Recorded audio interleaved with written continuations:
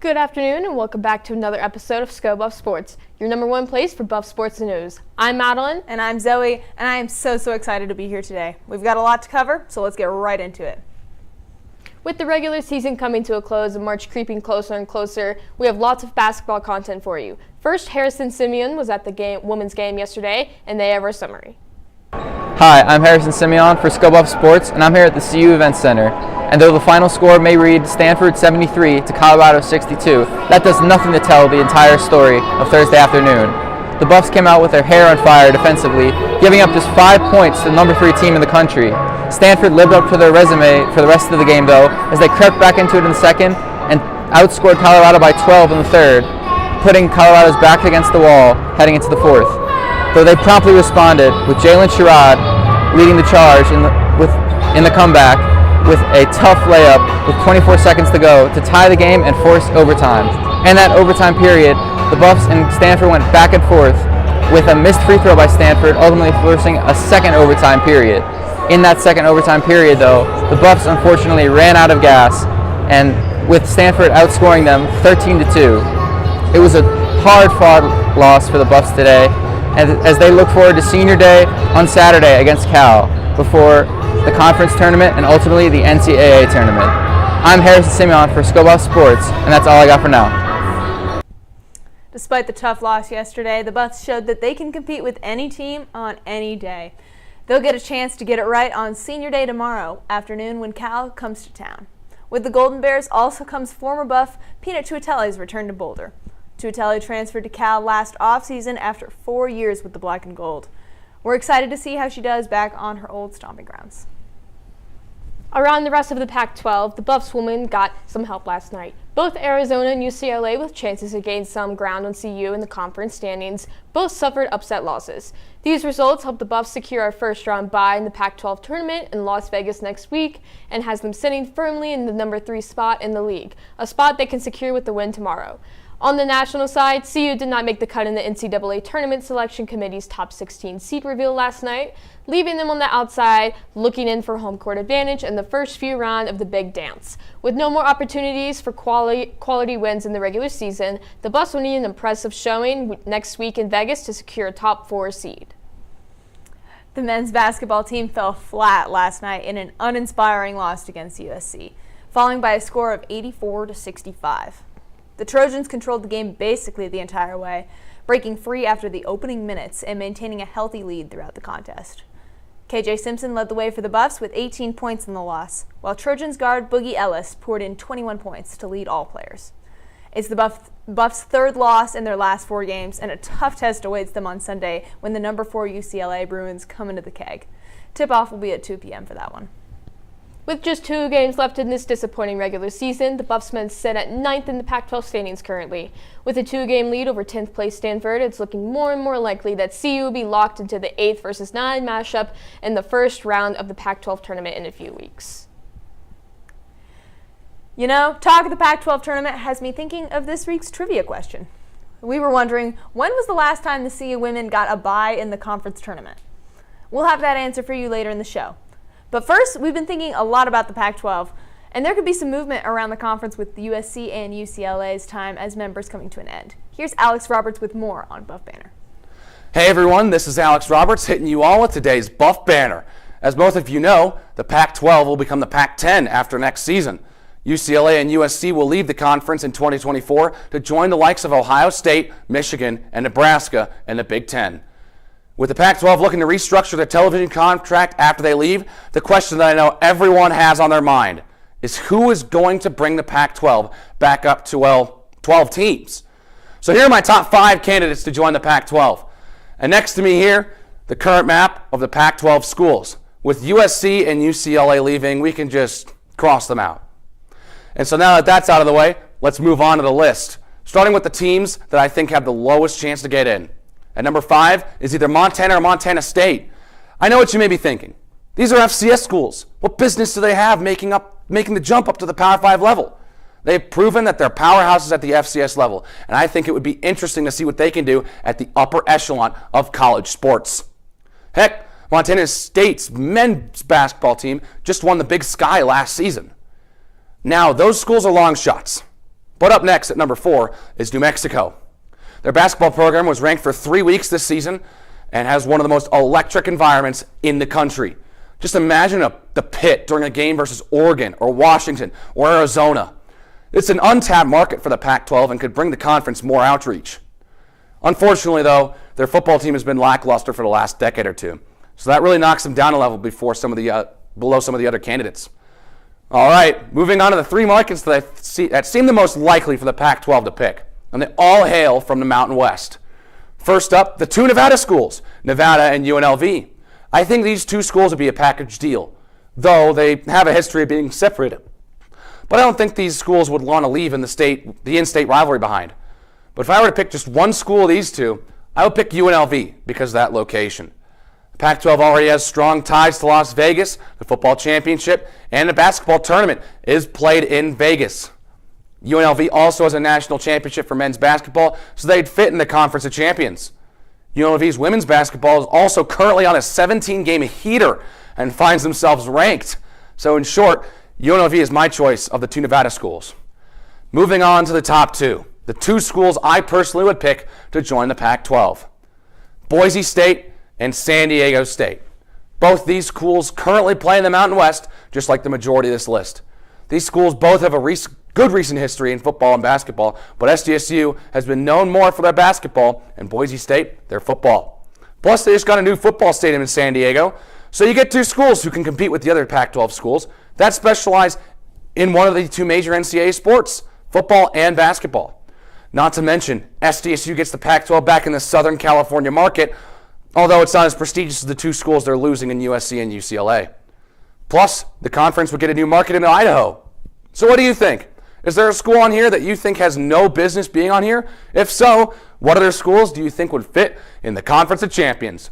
That's all for this edition of Buff Banner. Back to you guys at the desk after the break. Stay tuned.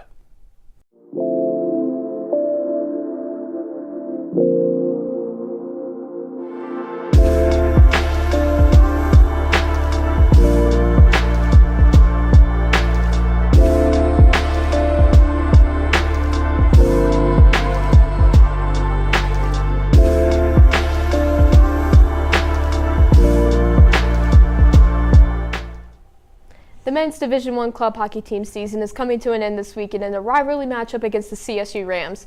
They will play in Fort Collins at 8 p.m. on Friday night before finishing their campaign at the Rec Center on Saturday at 7. They are looking to redeem themselves in the senior night season finale after falling to the University of Central Oklahoma 10-0 and 11-0 last weekend. Catch all of the action right here on the Sko Buffs Sports YouTube channel. And next up, we have a special feature story. Sko Buffs sports reporter Oliver Hayes took a trip down to the Rec Center and checked in with Adam Trunco, one of the captains for the Buffs. Check it out. When fans come to the rink, many of them forget that their favorite players are also full-time students trying to balance a life of athletics and academics. From going to class and playing multiple games a week, to waking up at the crack of dawn for practice and staying up late to study, the life of being a collegiate hockey player can get quite stressful. For Colorado Buffaloes forward Adam Trunco, this has been his life for the past 4 years. But in his 5th year back with the team, number 91's workload has never been bigger. After graduating last May, Trunco enrolled in Colorado's graduate student program while also starting his career as an aerospace engineer. But with hockey being such a big part of his life, Trunco decided to return as an assistant coach for the Buffs. So I wanted to come back, do what I can. Obviously love Benny, he's been a mentor in my life, and so it was nice to come back and be able to help him and be able to give back, and especially to the guys here. Some of my best friends for life, so it was awesome being able to still be around them. However, that didn't stop Trunco from finding a way to return to the ice as a player using his remaining years of collegiate eligibility. It was something that I was like, hey, if I can do this, I definitely want to do it. So, I gave it a go, and here I am. So, extremely thankful. After scoring 2 goals in the overtime winner against Oklahoma in mid-February, the forward's return hasn't been anything less than stellar. But Trunco has it, and it's in! Trunco ends it for the Buffs! 5-4 win here! Trunco in overtime! Trunco in overtime! But with this unexpected new commitment, Trunco's had to find new ways to balance being a hockey player, a business grad student, and a government aerospace engineer, all while enjoying life as a 22-year-old. Luckily, I got to sit down with Adam to discuss how he deals with such a jam-packed schedule. Get up like at 6-ish, drive into Boulder, got practice at 7:30. Normally get done at like 8:39. Normally go grab breakfast with the guys. go into work then, and then normally be there till about 5:30, and then come back home. Luckily, school is super relaxed in the system of how they do it, so it's all online, asynchronous, so I can kind of get the work done whenever. With a schedule like this, he was able to offer some advice for those trying to live a busy lifestyle such as his. If you're passionate about a few multiple areas of your life, it's just kind of finding the time to do that, and you can make the time for that.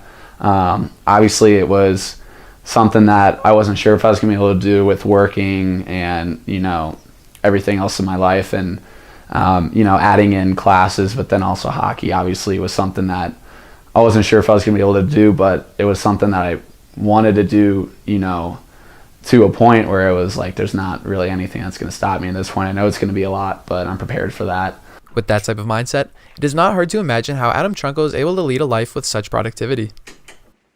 Assistant coach by fall, player by spring. Aerospace engineer and grad student by day, hockey player by night. In his 5th year back for the Colorado Buffaloes, Adam Trunko is back and better than ever. My name is Oliver Hayes for Sko Buffs Sports. Women's lacrosse started off the year with a top 25 preseason ranking, but unfortunately they have yet to show it. They remain winless with 3 losses. And they don't play again until next Friday, where we will see if they can break the downslide. Last weekend they fell to number 10 ranked Denver in a hard-fought matchup. Malaina Humpheys was there, and she'll give us the full scoop. What's up, Buff fans? I'm Malaina Humpheys reporting from Kit Ridgefield at the conclusion of our women's lacrosse game between the Denver Pioneers and the Colorado Buffaloes.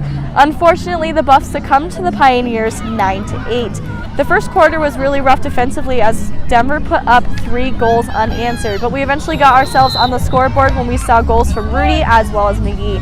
At the conclusion of the half, the score was 6-3. Now, Denver was the epitome of consistency, as in those first 3 quarters we saw 3 consistent goals each time. The fourth quarter is what brought it down to the wire when Colorado was able to put up 3 goals unanswered.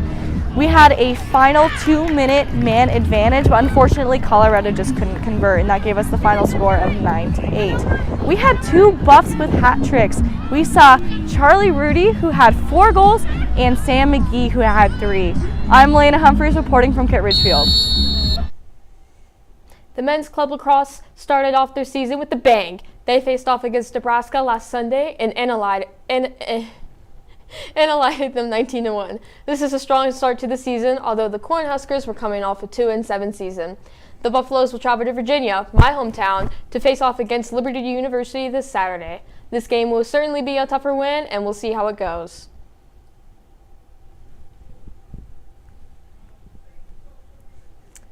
And actually, we're going to come back with more Buff news.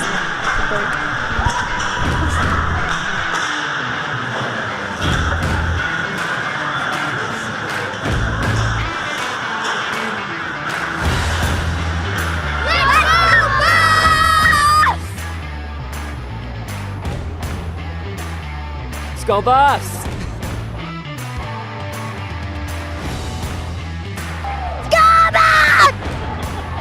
Thank you.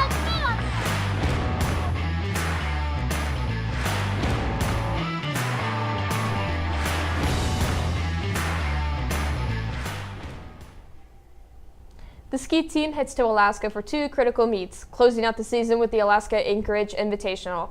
This meet is more crucial to the team as they are the NCAA qualifiers. Unfortunately, this season for our Ski Buffs has been somewhat disjointed as they have missed several meets due to the World University Games and the Junior World Championship. They head into this meet with full strength of the team though, with only Veronica Caletta missing due to competing at the Nordic World Ski Championships. CU Tennis moved to 6-2 this week after their matches against BYU and Indiana. The Buffs split the weekend matches as they took down BYU in a tightly contested bout.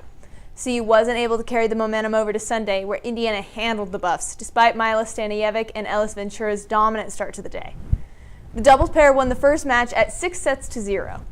The rest of the day didn't go as smooth. The Hoosiers pulled away and took a 4-2 victory off the Buffs.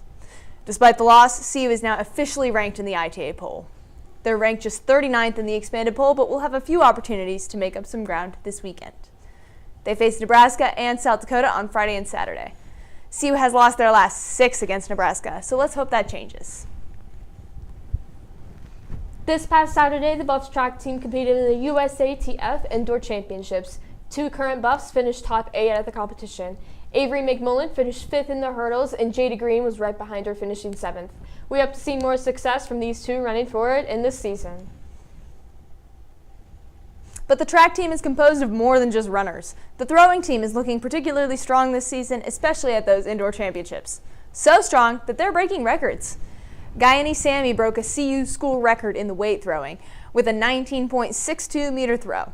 The men also dominated, with Tyler Sconsi and Isaiah Bouchard breaking the CU top 10 list. And we'll have more for you after this break.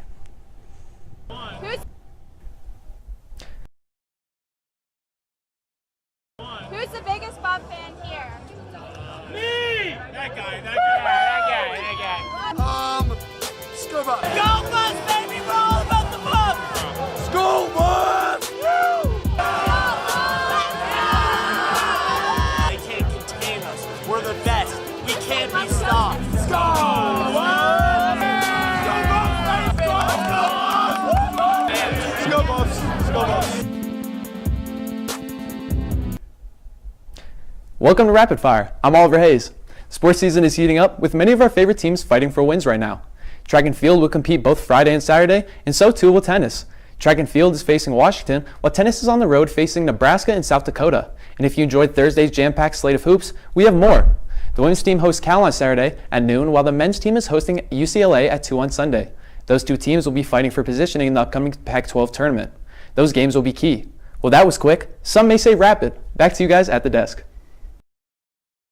Phew! Thanks, Oliver, for the steaming hot segment. But now we'll go back to basketball talk. Since we still have to reveal the trivia answer, remember we asked you, when was the last time the CU women's basketball team got a first-round bye in the conference tournament? The answer is, drumroll please, when the Buffs were part of the Big 12 conference. Unfortunately, the Buffs didn't do too well that year, and they lost in the second round after the first round bye. And now it's time for our social media post of the week. As I'm sure you've noticed, the weather here in Boulder certainly hasn't been kind recently. But that didn't stop Deion Sanders Jr. from taking his Corvette out to Central Campus. Unfortunately, it looks like this may be the last time we see the vet for a while. Check out his tweet. And don't worry, Deion, that was all of us on our first time driving in the snow. I know that I have been slipping and sliding all week long. Oh my gosh, yes, it's taking me forever to get to class because of the Buff Bus. The Buff Bus, you know. Well, thank you so much for joining us on this week's episode of Sko Buffs Sports. Stay warm. Once again, I'm Zoe Paulson. I'm Madelyn. And you heard it here first.